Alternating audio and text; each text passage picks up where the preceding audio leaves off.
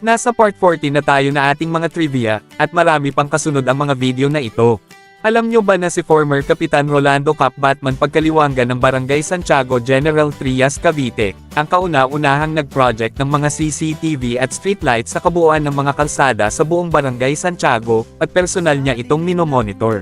Ang paborito kong superhero si Batman, daigang lakas ni Numan, may paninindigan at walang inurungan.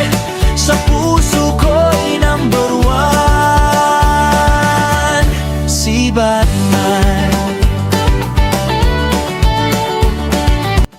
Rolando Cap Batman Pagkaliwanggan, tunay na nagmamalasakit sa mga mamamayan ng ating barangay. Maraming proyekto, maraming nagawa sa Barangay Santiago. Ang paborito kong superhero si Batman, daigang lakas ni Numan, may panin